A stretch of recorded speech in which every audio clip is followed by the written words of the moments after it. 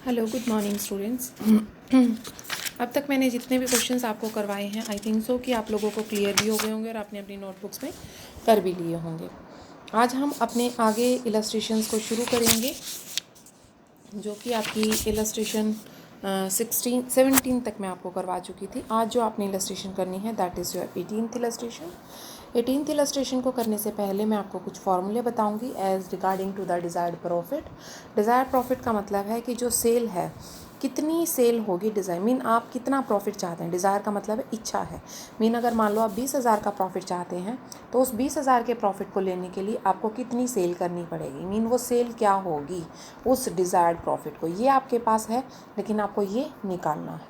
तो इसको निकालने के लिए आपके पास जो फॉर्मूला है वो क्या चलेगा आपका, जिसमें दिया हुआ है sales equal to fix cost plus desired profit, divide करेंगे उसको सेल्स माइनस वेरिएबल कॉस्ट से। इसको आप कंट्रीब्यूशन भी कह सकते हैं और मल्टीप्लाई करेंगे इसको सेल से।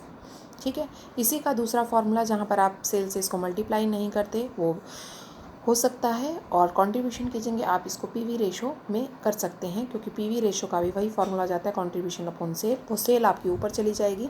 ठीक है, तीसरा अगर आप इसको यूनिट्स में चाहते हैं तो fix cost plus desire profits divide by आप जो कंट्रीब्यूशन लेंगे दैट इन योर किस में आ जाएगा, आपका पर यूनिट में आ जाएगा।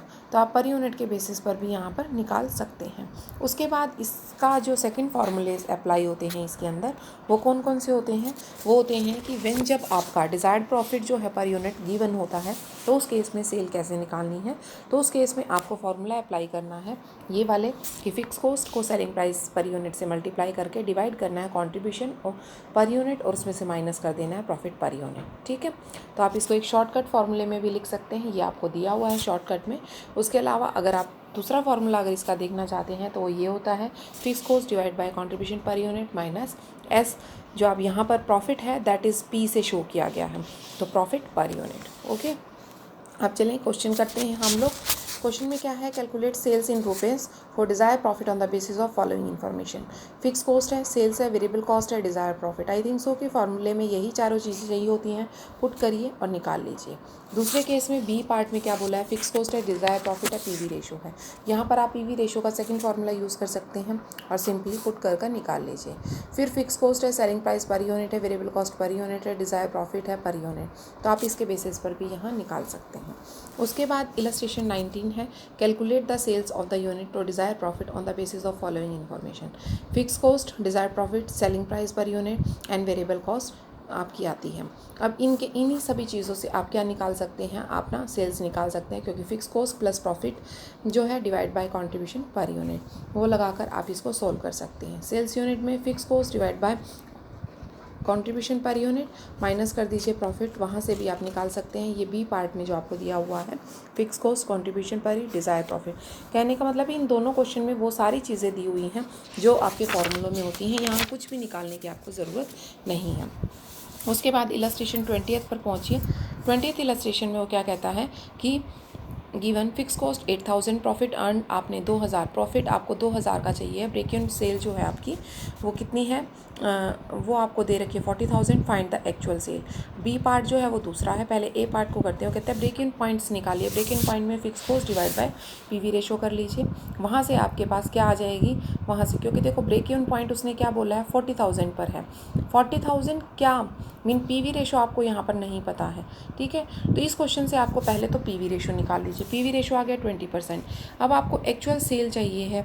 एक्चुअल सेल क्या होती है, fix cost plus earn profit जितना आपको चाहिए और पीवी रेशो, उसके बेसिस पर आप एक्चुअल सेल निकाल लीजिए जो डिज़ायर्ड सेल है। एक्चुअल सेल में डिज़ायर्ड सेल। ठीक है, तो यहाँ जो सेल आपको दे रखी है, जो क्वेश्चन में दे रखी है, वो आपको ब्रेक इन सेल दे रखी है। आपको सेल कितनी चाहिए वो निकालनी है। ठीक है, अब आगे चलिए।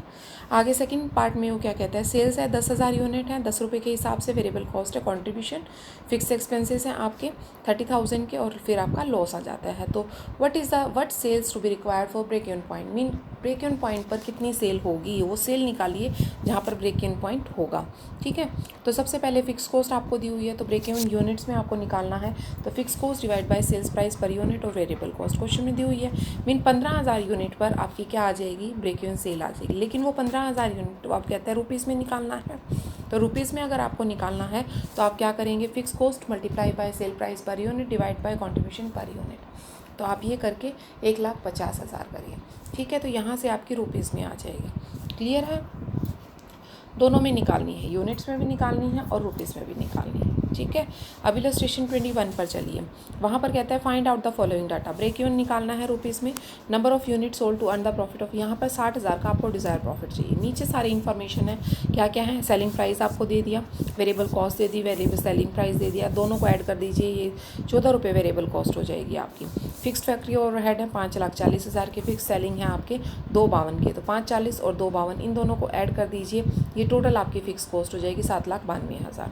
क्लियर है यहाँ तक कि फिक्स कॉस्ट आपकी आ गई, सेलिंग प्राइस आ गया, वेरिएबल कॉस्ट, यही तीनों चीज़ चाहिए हैं आपको। तो अब इसको फॉर्मूले में पुट करिए। ब्रेक इवन पॉइंट का फॉर्मूला क्या होता है, फिक्स कॉस्ट मल्टीप्लाई करते हैं उसको सेलिंग प्राइस पर यूनिट से, कंट्रीब्यूशन पर यूनिट से, वो पुट कर दीजिए। पुट करने के बाद आपका क्या निकल आएगा, ब्रेक इवन रुपीज़ में आ जाएगा। ब्रेक इवन रुपीज़ में आने के बाद आप यूनिट में अगर निकालना चाहते हैं, क्योंकि हमें क्या चाहिए डिज़ायर प्रॉफिट को लेके, तो fix cost plus desire profit divide by contribution per unit, तो वहाँ से आ जाएगा 1,42,000 का आपका क्या सेल्स इन यूनिट। क्लियर है? उसके बाद नेक्स्ट चलते हैं, from the following you are required to calculate. क्या क्या करना है, पीवी रेशो निकालना है, break even sale with the help of PV ratio निकालना है, सेल्स अमाउंट रिक्वायर्ड जो है earn the profit of 4 lakh, 4 lakh के प्रॉफिट पर आपको कितनी सेल चाहिए है वो निकालनी है। तो अब कैसे करेंगे आप इसको, ये आपके पास फिक्स कॉस्ट है, वेरिएबल कॉस्ट दे दी, variable cost direct material labour overhead है, वो आप ऐड कर लीजिए सारी, 5 2 और वो 100% है तो 2 ही आ जाएगी, तो 9 हो गई। तो 9 क्या आ गई आपकी वेरिएबल कॉस्ट। फिक्स कॉस्ट आपको 80,000 की दे रखी है। कंट्रीब्यूशन आप निकाल सकते हैं, सेल्स माइनस वेरिएबल कॉस्ट करके 3 रुपये आपका क्या आ गया, कंट्रीब्यूशन आ गया। सबसे पहले पीवी रेशो निकालिए, फॉर्मूला होता है C/S × 100। कंट्रीब्यूशन आपके पास है, सेल्स है। फिर ब्रेक इवन पॉइंट रुपीज़ में निकालिए, fix cost upon PV ratio करके, फिक्स कॉस्ट भी है, पीवी रेशो भी है। फिर उसके बाद सेल्स निकालिए, fix cost plus desire profit divide by PV ratio. अब इसको फॉर्मूले पुट करिए, फिक्स कॉस्ट आपकी 80,000 है, डिज़ायर प्रॉफिट आपका 4 लाख रुपए है और डिवाइड बाय पीवी रेशो आपका 25% है। उसके बेसिस पे आप निकाल सकते हैं यहाँ पर क्या चीज़, आपकी सेल्स, जो आपको सेल्स चाहिए है 4 लाख का प्रॉफिट कमाने के लिए।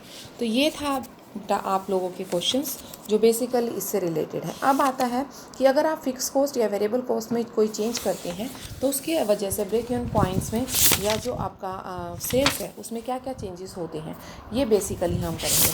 तो वो कहता है कि जब चेंज इन द इंक्रीज़ और डिक्रीज़ करते हैं फिक्स कॉस्ट को, या चेंज वेरिएबल कॉस्ट को कर देते हैं सिर्फ, या फिर साइमल्टेनियसली चेंजेस हो जाते हैं कॉस्ट में, दोनों सेम डायरेक्शन में, या फिर दोनों का अपोजिट डायरेक्शन में। 4 इसमें हम पॉइंट्स को स्टडी करेंगे कि हमारे ये चारों पॉइंट्स कैसे कैसे हमने स्टडी करने हैं और कैसे कैसे इनके रिजल्ट्स निकलेंगे, वो देखिए। वो कहता है कि जो फिक्स कॉस्ट है वो आपको दी हुई है, सेलिंग प्राइस आपका क्वेश्चन में दिया हुआ है, उसके बाद आपका वेरिएबल कॉस्ट दी हुई है। आपने पहले फाइंड आउट करना है break even point on the basis of the above facts. कौन कौन से हैं, पहले तो ब्रेक इवन पॉइंट निकाल लीजिए।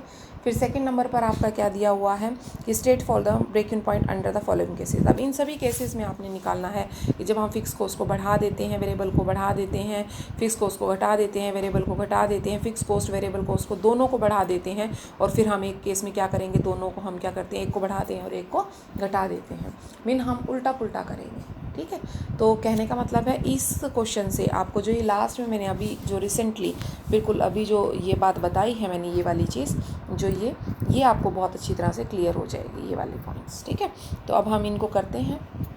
ज़रा देखिए इलस्ट्रेशन 23 में सबसे पहले तो आप निकाल लीजिए break even point in units. आपके पास फिक्स कॉस्ट भी है, आपके पास सेल्स प्राइस पर यूनिट भी है, वेरिएबल प्राइस पर यूनिट भी है, वहाँ से आप कंट्रीब्यूशन निकाल लीजिए। आप ब्रेक इवन पॉइंट जो है यूनिट में निकालना है तो fix cost divide by contribution per unit निकालिए, वहाँ से आपके पास 25,000 कंट्रीब्यूशन पर। अब बी पॉइंट क्या कहता है, बी कहता है फिक्स कॉस्ट को अगर 10% इंक्रीज़ कर दिया जाए। फिक्स कॉस्ट 1 लाख है, 1 लाख का 10% 10,000, 1,10,000। अब 1,10,000 आ गई और कंट्रीब्यूशन 4 है तो वहाँ से क्या हुआ, 27,500 आ गए। अब यूनिट कितने बड़े, 27,500 और 25,000, इसका मतलब आपके ब्रेक इवन पॉइंट 2500 यूनिट आगे चला गया।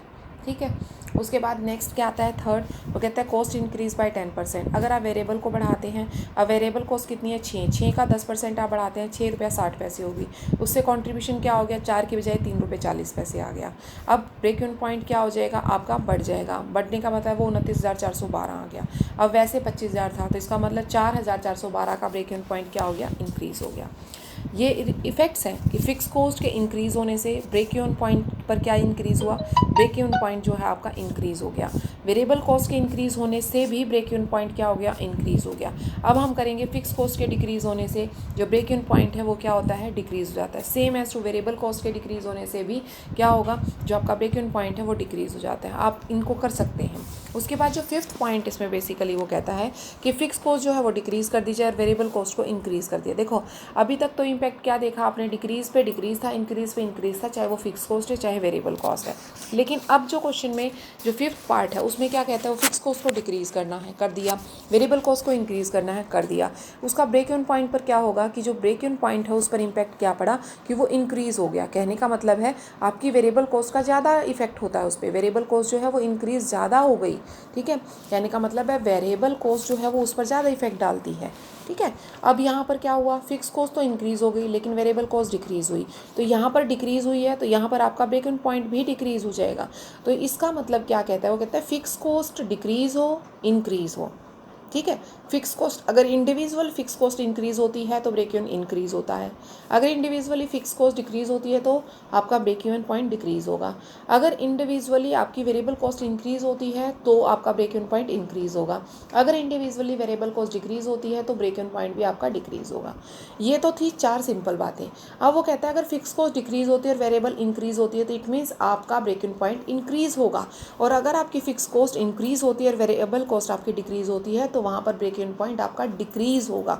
ये आपका बेसिकली जो 6 पॉइंट हैं इनको आप लिख सकते हैं, रिमाइंड कर लीजिए क्योंकि ये बहुत ही इंपॉर्टेंट है आपका, क्योंकि जब आपके रिजल्ट्स निकलेंगे अगर वो इनसे वेरी नहीं करते हैं, इन बातों से वेरी नहीं करते हैं तो वहाँ पर मतलब कहीं ना कहीं कोई गड़बड़ है, तो आप उसको ठीक कर सकते हैं। ठीक है, तो आज के लिए इतना ही। 24th इलस्ट्रेशन से हम कंटिन्यू कल करेंगे।